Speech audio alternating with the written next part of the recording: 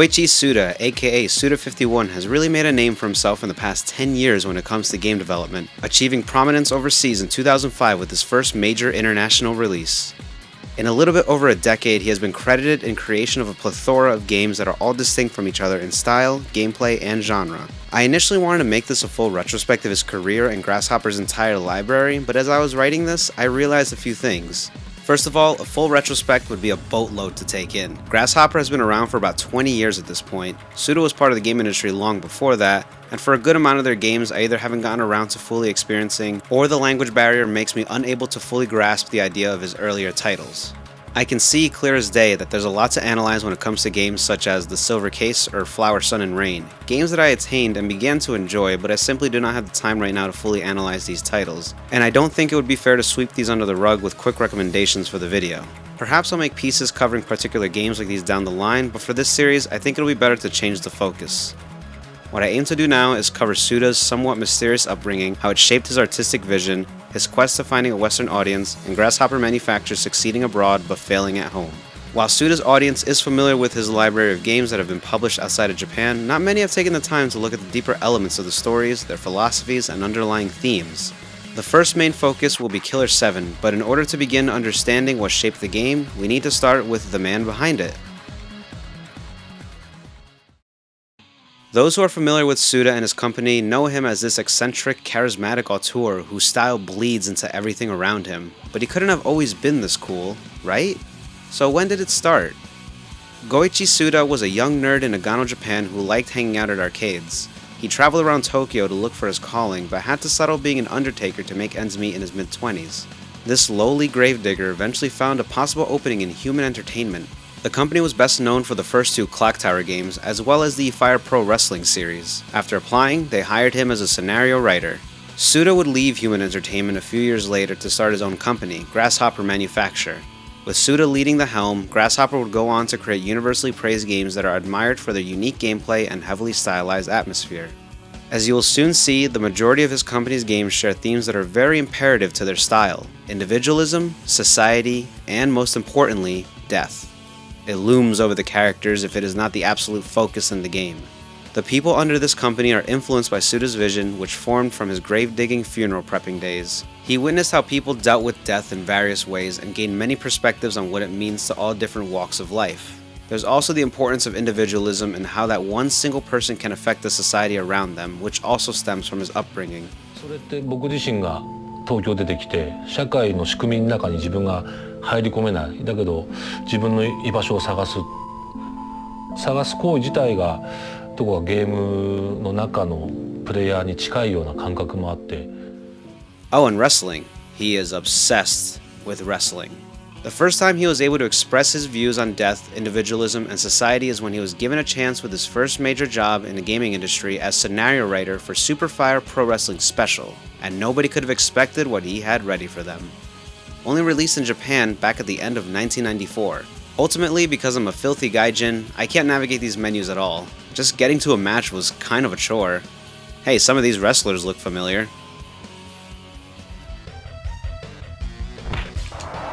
God, I can barely figure out what to do at all. I'm this guy right here, but I'm not really sure which of my inputs are even reading. Okay, that's enough of this, because Suda only served as a scenario writer for the game's story mode, which I don't know how to get to. It's safe to assume that Human Entertainment didn't consider his placement any more than cookie-cutter intern level. Regardless, Suda would write an ending that shocked the community of gaming. He would do something so controversial that it brought a lot of attention to the Fire Pro Wrestling series as well as the company. Keep in mind, this is the 90s we're talking about. Most video game developers didn't really bother writing an impactful story when it wasn't an RPG or something of the like. It was all about the action and the fun, especially when it came to something like a video game about professional wrestling. So what was so controversial about the approved story written by Goichi Suda himself? Well, what else would happen at the end of a tale like this? Your wrestler becomes the ultimate champion, winning the title belt, beating out all the other competitors, dominating the scene. Once he reached the top, he feels there's nothing left in life for him. He went out and achieved the ultimate goal. With that... Yeah, kind of jarring, isn't it? This is supposed to be a fun wrestling game, and that's what Suda came up with? The main character, your hero, the one you're supposed to root for and support, committing suicide? On top of that, the story wasn't exactly all sunshine and rainbows. Your girlfriend leaves you, the Ric Flair clone kills your tag team partner and coach. You essentially lost everything after becoming the winner. Needless to say, it got folks talking in Japan. People couldn't believe something like this was in a video game. This is the very first time the world was exposed to Suda's infatuation with death. Well, just Japan, but you know. All of his work revolves around it. This is something worth thinking about as we make our first real stop. Fast forward about 12 years with his first international game launch, Killer7. Nintendo GameCube had a pretty neat library. Throughout its lifetime was a flurry of exclusives that were amazing or at least interesting. Others, I don't know, sometimes I don't have to wonder why people hated it back then. One of these intriguing and amazing exclusives would be Killer7. Starting development as early as 2002, it would not launch until summer of 2005. While this game's development goes through all sorts of twists and turns, I'll try to summarize as best I can. The ideas for Killer7 have been swimming around in Suda's mind, but not entirely concrete. He has already had a hand at creating horror as well as crime thrillers based on his previous work, such as Twilight Syndrome and The Silver Case. Still, it was a small idea at the time, having only so much as 7 characters working together. Yuki Kobayashi, one of the producers of the game, worked with Capcom for a long time, starting as a programmer and planner for big titles such as Resident Evil and Dino Crisis. He was eventually promoted to a producing role for Capcom and got the chance to meet Suda around 2002. Discussing ideas with him in one sitting, this was enough to convince Kobayashi that he needs to get Suda to make a game under Capcom's publishing. In a Nintendo Power interview, he had this to say: I wanted to do a game with a really deep and profound story, and have Mikami-san partially involved with it. Then I met Suda-san and it took off from there. So it seems Mikami, creator of the Resident Evil series, became involved in the project solely thanks to Kobayashi. He would become executive producer and co-write the story with Suda. This led Killer7 to become part of the Capcom 5. What is the Capcom 5? During the GameCube's lifespan, Capcom struck a deal with Nintendo. 5 high-profile titles overlooked by Mikami himself and exclusively developed for the GameCube. 5 games they would advertise like crazy and do their best to make all of them big sellers. This deal would be called the Capcom 5. What games were part of this big marketing project? Resident Evil 4, Beautiful Joe, Piano 3, Dead Phoenix, and of course, Killer7. Back when these games were being advertised as upcoming releases, I actually was pretty aware of them. Despite that, the only games I ended up purchasing immediately were Resident Evil 4 and Beautiful Joe. Unfortunately, I would not give Killer7 a chance until a few years after its release. Even so, I was a shitty teenager and definitely not ready to appreciate the mind-bending adventure, so missing out on the title initially may have been for the better. I was perfectly content with shooting a bunch of diseased Spaniards and beating up putties as a midget in spandex. Of course, something happened a little after this deal was struck with Nintendo. I guess you could say Capcom happened. Get it? Because they're sometimes assholes? First of all, Dead Phoenix was cancelled, making the name more fitting than ever. The rest were ported to PlayStation 2, except Piano 3. Along with that, they would do their damnedest at making 2 of those PS2 ports look much more appealing than the original GameCube versions by adding in extra content. Nice, Capcom. I'm sure Nintendo really appreciated that. For those wondering, the Killer7 port on PS2 was terrible, but more on that later. Despite the shitty business practices they became infamous for, I have to give them credit for taking a risk with this game. Even further astounding, they gave Suda complete creative freedom over the project. He never really questioned that this giant seasoned company gave him so much power despite being a new face. I had total freedom and was able to do what I wanted. I was able to make exactly what I wanted to make, and Killer7 turned out exactly how I wanted. Now to actually talk about the game itself. This would become Suda51's magnum opus. To this day, he feels Killer7 is his best work and personally thinks he will never top himself. With low-degree publisher meddling, this game would be an incredible piece of original and mesmerizing entertainment solely directed by Suda51 himself, with Mikami's assistance in writing. The game would see many delays, and Capcom's late desire for a PS2 port did them no favors, I'm sure. Just to get a glimpse of how many changes they made, you only need to see the teasers and gameplay trailers they showed before its release. For anyone that's played through the game at least once, you'll see that very little footage used for the trailers even made it to the final product. Something else worth noticing, the pace of the game seems to be much faster. What looks like a really intense high-voltage arcadey action game would actually come out as something more toned down and less hectic. Another issue about these trailers, if I have to be brutally honest, I can't tell what the fuck is going on. I sometimes see a first-person perspective, but everything else about how the game plays is a complete mystery. I was definitely not used to unconventional game design or presentation, and I can imagine others being heavily confused by the trailers and think nothing more of it. Hell, that's what I did. What I'm trying to say is leaving people in the dark about the gameplay itself doesn't seem like a good marketing tactic. There were trailers then and now that do a much better job showcasing their core gameplay and mechanics. On the bright side of the game's delays, it all led Killer7 to be released on July 7th of 2005, or 7/7. I'm sure you were slap happy about that, Suda. Step into the mind of an assassin! Well, that's what the back of the box says. So what exactly is Killer7 all about? In this cel-shaded minimalist hellscape, you play as Harmon Smith, who wields these 7 unique personalities known as the Killer7, as you try to quell political unrest caused by a new terrorist threat known as the Heaven Smile, led by the dastardly Kun Lan. These gangly demons have a gigantic grin on their faces, laugh maniacally, and explode on impact. Although I don't believe it's been set out right, I think it's possible their design is based off the Regenerators from Resident Evil 4, or vice versa. Just like the Heaven Smiles, they're kind of tall, naked, and what sounds like them struggling to breathe can be interpreted as some sort of laugh.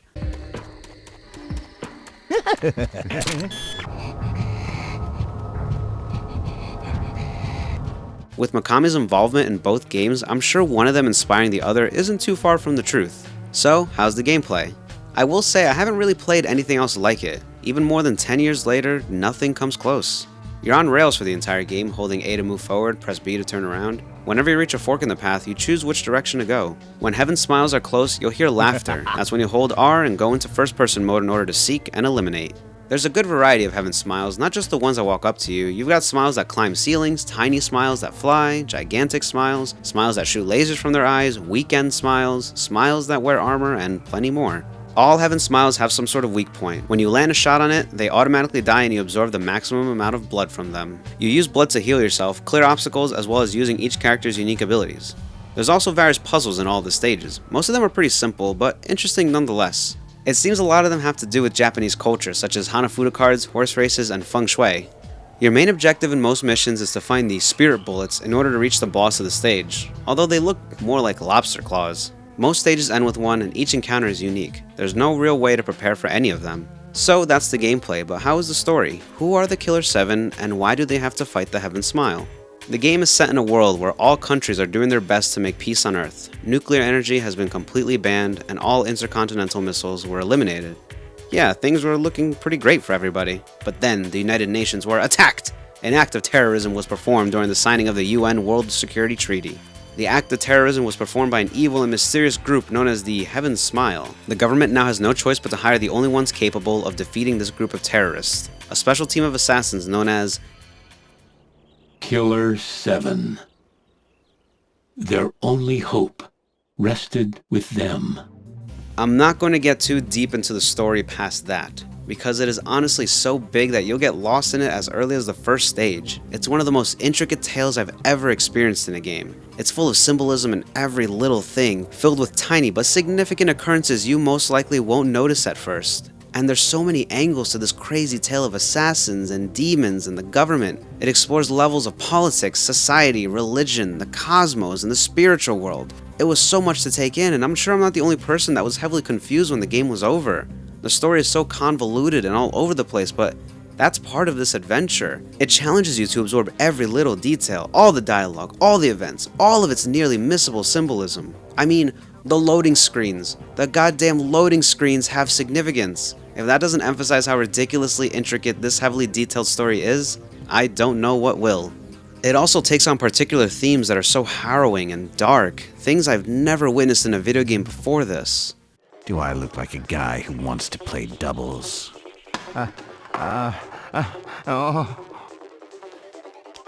No, wait, just play it, please. I don't even want to show you any more of this. You really should just play it yourself.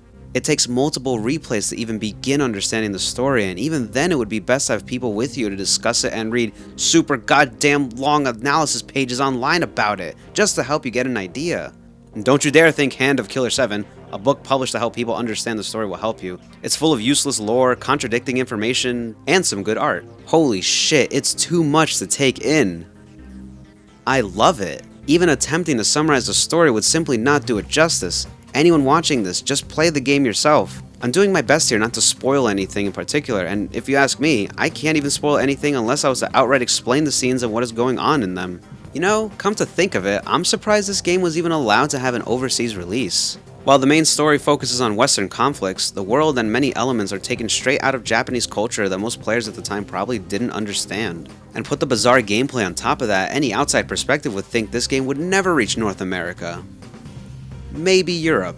Guys, seriously, I could spend literal hours exploring themes, symbolism, and speculating, but you wouldn't even be able to understand a tenth of what it feels like until you go play the game yourself. Go get it. It's only like $30 on Amazon. Oh, jeez. Okay, let me come back down now.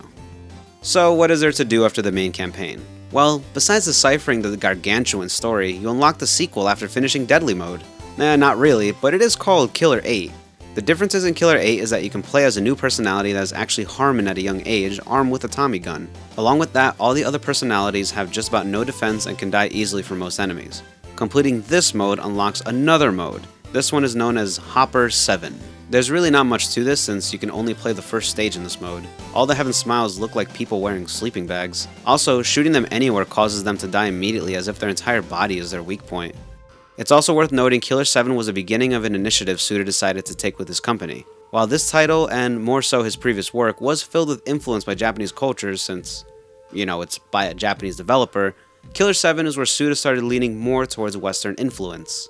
From the very beginning, he knew this would be his first original game with a worldwide release. From this point on, he claims that his team's development style is becoming more focused on appealing to a Western audience in video games, so he figured it would be best to make sure they started catering more to them. This also explains some of the removed content. According to Suda, a lot of the Axed preview footage was more related to his earlier games such as The Silver Case, and it was in order to establish connections to his early work that his fans would enjoy. But once the opportunity to have Killer 7 meet an overseas release, Suda removed most of the connections because he knew that his potential Western audience would not understand them at all. In other words, he decided to make the story a bit simpler so that more people around the world can be on the same page. Bit of a side note, the Japanese version is noticeably different. For those wondering, there's no Japanese voice actors, everyone still speaks English. Well, except.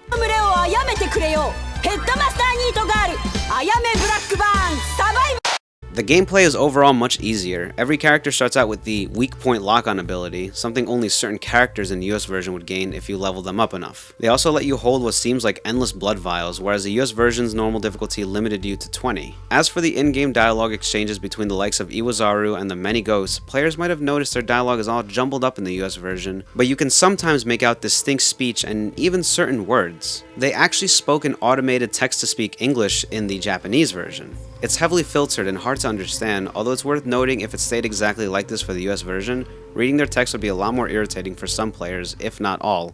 This is the duplicate, which induces the act improved for steady repression. It is Heaven's Smile of the model. This produced a countless duplicate object, and made this country destroyed completely. This is the duplicate, which induces approved for steady repression. It is Heaven's Smile of the model. This is the duplicate, which induces the act improved for steady repression. It is Heaven's Smile of the model. This produced a countless duplicate object, and made this country destroyed completely. I can't quite explain it. I don't mind subtitles in movies that are already in English, but something about just how barely understandable their speech is makes it feel more intrusive for me. I think the developers simply used rough translations and fed the text-to-speech program and used them for the game. And when the porting team refined the translations and small changes in their dialogue text, they knew it wouldn't match up and most likely confuse the players even more. Hence, they just jumbled all their voice dialogue up. Very strange chain of events, but their murky, creepy dialogue that's nearly unintelligible fit this lonely world extremely well. Lastly, there was also a comic book. As far as I could tell, there were 6 issues and they weren't very good. Rather than being a sort of extension to the game's story, it just reiterates the missions that are in the game. Instead of any new information that's actually useful, they remove parts of the story and add some bullshit. Just about everyone looks significantly different too. Christopher Mills is white now for some reason. The art is kinda ugly, but I think it could be attributed to the colorist. There's continuity errors, and the Heaven Smiles above all look nothing like they do in the game, sporting more generic demon appearances. In fact, they look a lot like those minions from the Darkness. Don't bother reading it, enjoy the game because there's nothing to see in these comics. But this Stacy they love, she's an illusion. I understand the context, but did they really need to make Olmeda look this disgusting? Oh, and the PS2 port? It's garbage. The controls feel unresponsive, the loading times are horrendous, it takes fucking forever to switch characters, some of the 3D models have gaps, the sound quality is even worse, and unlike the ports of Beautiful Joe and Resident Evil 4, there is no additional content. This could be due to Killer7 being the last of the Capcom 5, so they were able to get a team to port it over on time for a simultaneous release. Compared to the GameCube version, it just feels unplayable, the controls being the biggest issue. The porting job was thrown at Premium Agency Inc. Grasshopper had no involvement in this version. The game's production was not tailored towards the PlayStation 2, so I'm sure that gave them a whole slew of problems, just like the Resident Evil 4 port, which suffered its own sound, graphic, and loading issues. As messed up as the entire Capcom 5 deal really turned out to be, I have to give them respect for how they handled this project. Suda has expressed numerous times that they did not commit any meddling throughout its entire production. While the game did change significantly over its development cycle and completely remove elements, this was all under Suda's creative decisions. The multiple delays and high marketing shows that Capcom cared more about completion rather than saving money or what they would consider on-time delivery. I can imagine other companies would either gut its remaining budget or cancel the project altogether when it comes to circumstances like this. The only shitty decision they made was having some third-party yahoos handle the PS2 port. Otherwise, nice job Capcom.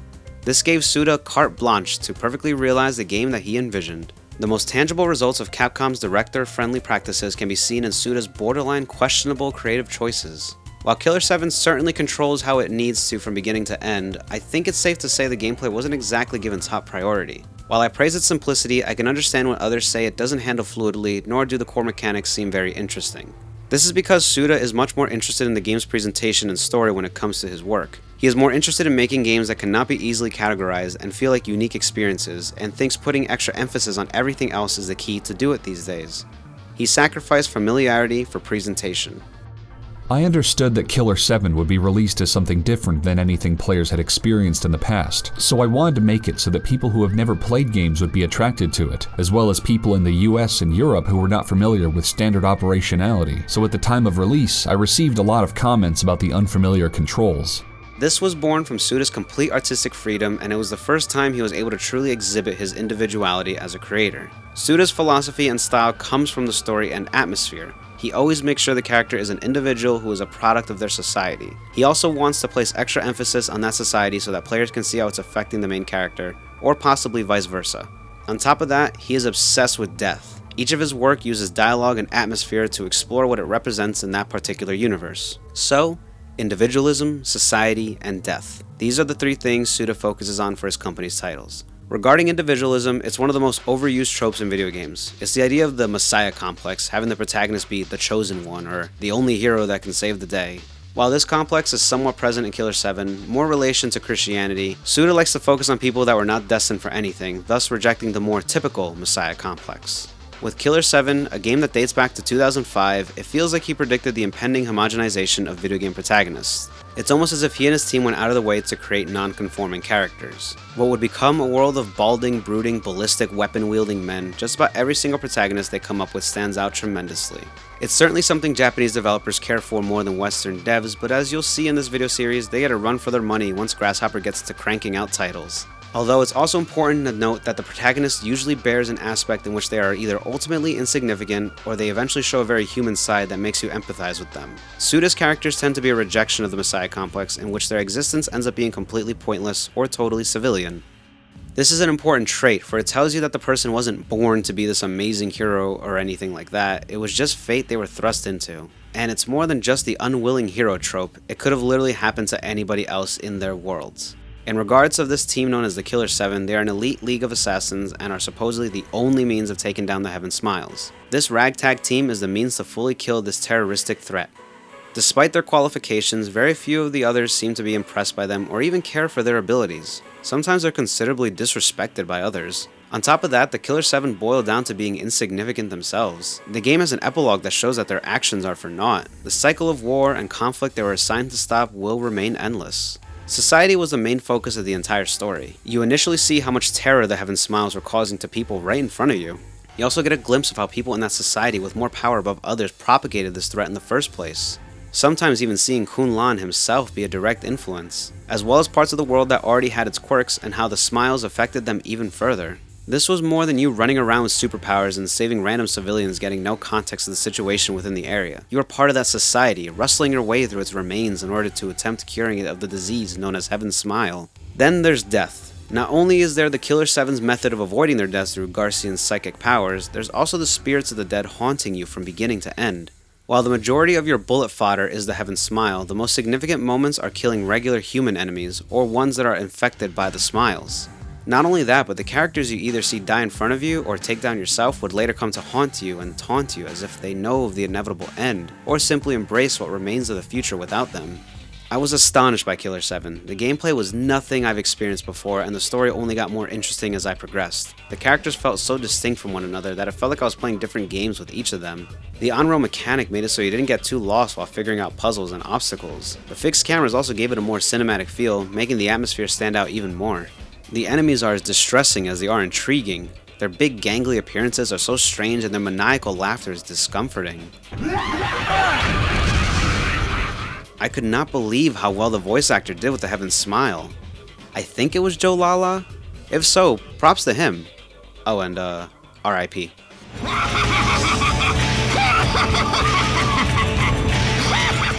The strange, lonely atmosphere with only ghosts to keep you a bit of company, the anxiety that fills you when you hear that familiar chuckle, the commonly dark and mysterious environments, the demented, erratic soundtrack.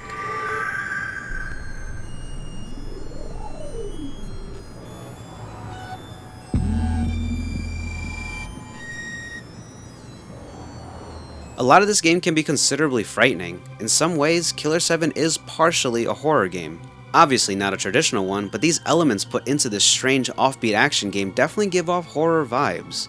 With Suda's previous work, it was most definitely intentional. The voice actors help keep the world immersive and interesting. Being a Japanese game of this time, it would be silly to assume the English voice acting being passable, let alone good. At the time, the first 3 Silent Hill games were more anecdotal examples. I think people were used to witnessing gems like these. We're meeting G over there. What?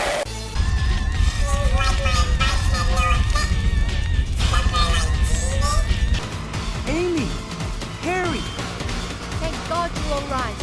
What the hell's going on in this city? All of the voice actors did a phenomenal job with their portrayals, providing very memorable lines. It's too bad there isn't enough articulation with their facial expressions, although I think it can be chalked up to cel-shaded aesthetic being overly simplistic back in 2005.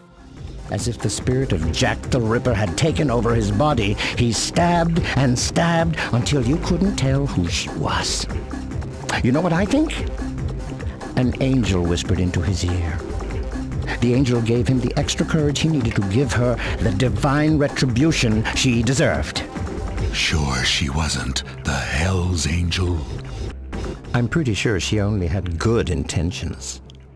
There's honestly very little I can complain about killer7. Because of its gameplay style, there's no real glitches or exploits, everything is seamless from beginning to end.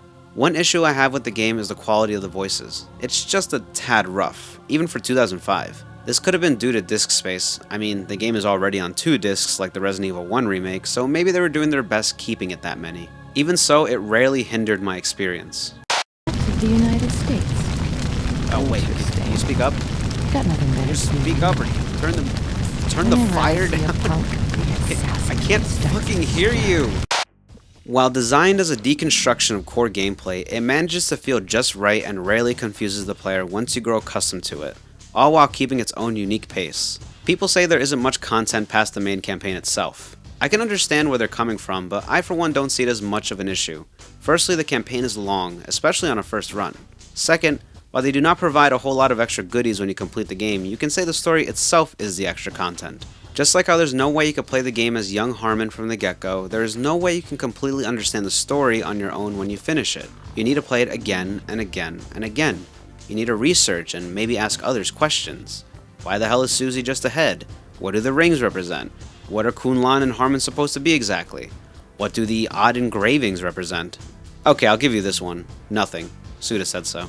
When you have completed the game and are interested in the story, these are only a few of the many questions that dwell inside of you. You want answers, damn it. That right there is the extra content to me. Some of you might find that unorthodox. Some might say, what if the person isn't interested in the story? Therefore, it isn't extra content since it doesn't entice them to play the game again. The same can be said about any sort of extra content in games. If things like bonus costumes, new weapons, concept art, and so on don't interest particular players, that content is pretty meaningless to them as well. We're living in a world where Kojima can speak about his upcoming titles as if they already began, implying that learning more about his games through strange and unconventional methods is an intentional part of the experience. I feel Killer7 is similar to that, in which it most likely does take outsider sources for the player to appreciate and understand more of the game. Everything about Killer7 amazed me. The experience was enthralling. I was obsessed with it for so long after my first playthrough. Hell, just making this video made me fall in love with it all over again. This quickly became my favorite GameCube game of all. Despite the game's pathetic sales, it became a cult classic over the years. And for good reason. Little to no discussions about Suda51 ever end before someone brings up Killer7, especially with his Western audience. It's a piece of work cherished and adored by his fans. He couldn't have made a more interesting first step towards finding an overseas audience as a sole director. There's an endless argument about whether or not video games can be considered art. While many claim to have a definitive answer, I do not. I will say a lot of things can be considered art that people might not realize immediately, such as architecture and even food. In the world of video games, I don't think Killer7 receives enough credit as an argument in support of its format being accepted as an art medium. After all, this is exactly how Suda designed the game and its presentation. He wanted to challenge what people perceive as art and wanted Killer7 to be able to compete with other mediums in order to support the notions that video games can be just that. With other media such as music, any other artists in the same generation can become our competitors, and we feel that we can fight with those people in the world stage. I wanted to create something that people have never experienced before, no matter the medium, and that is the philosophy I had when I created Killer7. He even went as far as to saying he does not consider any game developers to be competitors. He thinks it's a better mentality to work with them in order to continue supporting and growing video games as a medium.